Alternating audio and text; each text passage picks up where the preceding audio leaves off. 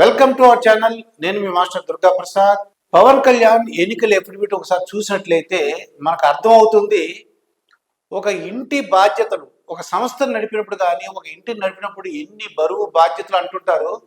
ఏమిటో మనం ఎన్నికల ఎఫిడవిట్ చూసినట్లయితే అసలు ఏమిటి ఆయన ఫైనాన్షియల్ పొజిషన్ చూసినట్లయితే సుమారుగా 115 కోట్లు ఆదాయం వచ్చిందండి. ఈ గత 5 సంవత్సరాల్లో 115 కోట్లు ఆదాయం వస్తే అది 47 కోట్లు ఇన్కమ్ ట్యాక్స్ కట్టారండి. అలాగే 28 crores జిఎస్టీ కట్టారు. ఆదాయం వచ్చినట్లయితే చాలామంది ఏంటంటే పన్ను ఎలా ఎగ్గొడదామా, ఎలా తప్పించుకుందాం చూస్తే ఇక్కడ వచ్చిన ఆదాయానికి ఇన్కమ్ ట్యాక్స్ కట్టవలసి వచ్చింది, జిఎస్టీ కట్టాలి వీళ్ళు. ఇలా కట్టడమే కాకుండా 65 కోట్లు అప్పులు ఉన్నాయండి. అది ఎలా వచ్చింది? 65 కోట్ల అప్పులు బ్యాంకుల నుండి, వివిధ బ్యాంకుల నుండి 17 కోట్లు అప్పు తీసుకున్నారు. వివిధ పర్సన్స్ నుంచి, రకరకాల పర్సన్స్ నుంచి ఆయన 47 కోట్లు తీసుకున్నారండి. అలాగే విరాళాలు కూడా వచ్చినాయి. వచ్చినటువంటి ఈ అప్పుల్లో 65 కోట్లు అప్పులున్నట్లో ఈయన కొద్దిగా లోన్ తీసుకున్నారండి.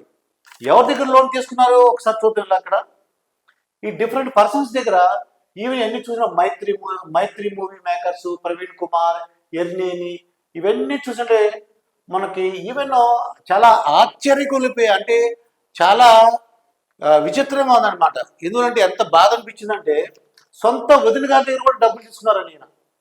ఎంత తీసుకున్నారు ఈయన? 2 కోట్లు తీసుకున్నారని ఈయన. పొణిదల సురేఖ ఆవిడ దగ్గర 2 కోట్లు సొంత వదిన గారి దగ్గర కూడా అప్పు చేయవలసి వచ్చిందండి. అంటే ఇది ఎందుకు చెప్తున్నాం అంటే, ఒక జనసేన పార్టీని నడిపినప్పుడు అంటే అధికారంలో ఉంటే ఒక రకంగా అండి, వాళ్ళకి ఆదాయాలు ఉంటాయి, విరాళాలు వస్తాయి. కానీ ఇక్కడ విరాళాలు కూడా చాలా తక్కువ వచ్చిన విరాళాలు. ఎన్ని వచ్చినాయి? సుమారుగా 20 కోట్ల విరాళాలు వచ్చినాయండి. 20 కోట్ల విరాళాల్లో సుమారుగా 17 కోట్లు జనసేన పార్టీ కౌలు రైతు భరోసా కానీ, ఆ కార్యకర్తలు రక్షణ గారు కానీ, బీమా, ప్రమాద బీమా గురించి ఒక 17 కోట్లు ఖర్చు పెడితే, వివిధ సంస్థలకి 3,32 లక్షల వరకు ఆయన ఇచ్చారు. ఎవరెవరికి? కేంద్రీయ సైనిక్ బోర్డుకి 1 కోటి రూపాయలు ఇచ్చారండి డొనేషన్. ఆయనకు వచ్చింది 20 కోట్లు అయితే విరాళం, దాంట్లో 17 కోట్లు మనకి జనసేనకి. అలాగే జనసేనలో ఎందుకు ఇచ్చారు? ఇది ప్రమాద బీమా కార్యకర్తలకి ఉపయోగించడానికి, అలాగే కౌలు రైతు భరోసాకి ఉపయోగించారండి ఆయన. ఒక 3 కోట్లు మాత్రం వివిధ సంస్థలకి విరాళాలు ఇచ్చి ఎలా ఇచ్చారు? కేంద్రీయ సైనిక్ బోర్డుకి 1 కోటి రూపాయలు ఇచ్చారు. PM citizen assistance and relief ఫండ్కి 1 కోటి రూపాయలు ఇచ్చారు. ఆంధ్రప్రదేశ్ ముఖ్యమంత్రి జగన్మోహన్ రెడ్డి అంటే అది గవర్నమెంట్కే 50 లక్షలు ఇచ్చారు. తెలంగాణ ముఖ్యమంత్రికి 50 లక్షలు ఇచ్చారు. శ్రీరామ జన్మభూమి తీర్థయాత్ర ట్రస్ట్కి 30 లక్షలు ఇచ్చారు. Pawan Kalyan learning centre for human ఎక్సలెన్సీకి ఒక 2 లక్షలు ఇచ్చారండి. ఇవన్నీ ఏమిటి ఎందుకు చెప్తున్నాం అంటే, ఒక పార్టీని నడపడం ఎంత కష్టమో. ఒక ఇంటిని మనం చూస్తుంటాం. ఒక ఇంటిని కానీ, ఒక వ్యాపార సంస్థను కానీ, ఒక షాపును కానీ ఆదాయం ఎంత వస్తుంది, దానికి ఎంత ఖర్చు పెట్టాలి, ఇవన్నీ కూడా చాలా కష్టాలతో ఉన్నది. చూడడానికి ఏమనుకుంటాం అంటే అది చాలా ఈజీ నడపడం అనుకుంటాం. అది నడపడం చాలా కష్టం. బాగా లాభాలు వస్తున్నప్పుడు, అధికారంలో ఉన్నప్పుడు, రాజకీయ పార్టీ అయితే అధికారంలో ఉందనుకోండి, వాళ్ళకి రకరకాల పద్ధతుల్లో వాళ్ళకి అవకాశం ఉంటుందండి. అది ప్రతిపక్ష నాయకులు గవర్నమెంట్ మీద ఏమంటారంటే, జగన్మోహన్ రెడ్డి గారు గవర్నమెంట్ మీద ఏమంటారంటే ఇసుక మీద వస్తుంది, అలాగే మైనింగ్స్ మీద వస్తుంది, అలాగే ఈ మందు అంటే బ్రాంతి విస్కీ మీద వస్తుందని చెప్తుంటారు. అది ఎంతవరకు అనేది ప్రజలందరికీ తెలిసి విషయం. అయితే ఇక్కడ ఏ అధికారులు సొంత డబ్బులు, ఆయన ఏమిటి కష్టార్జితం. సినిమాలో అంటే రాజకీయాల్లో ఉంటూ సినిమాలో ఎందుకు నటిస్తున్నాడో అని అడిగిన వారికి ఇది ఖచ్చితంగా తెలియాలండి. ఇది మరి డబ్బులు ఎలా వస్తాయి వాళ్ళకి అంటే పార్టీని నడపడాలంటే ఎంప్లాయీస్ ఉంటారు. ఒక 9 కార్లు ఉన్నాయండి. 9 కార్లు ఎందువల్ల అంటారు? కొన్ని సెక్యూరిటీగా పరంగా కానీ, కొన్ని డిఫరెంట్ ప్లేసెస్కి వెళ్ళినప్పుడు కాన్వాయ్లో కావాల్సి వస్తుంది వాళ్ళకి. ఆ 9 కార్లు ఉంది. అలాగే ఒక మోటార్ సైకిల్ ఉంది. ఇవన్నీ కూడా ఆయన ఎలక్షన్ ఎఫిడవిట్లో ఇచ్చారండి. ఇది చూడడానికి అందరూ అనుకుంటారన్నమాట, ఈయన హీరోగా సినిమాలు ఎందుకు నటిస్తున్నారంటే ఇప్పుడు అర్థమైంది అందరికీ.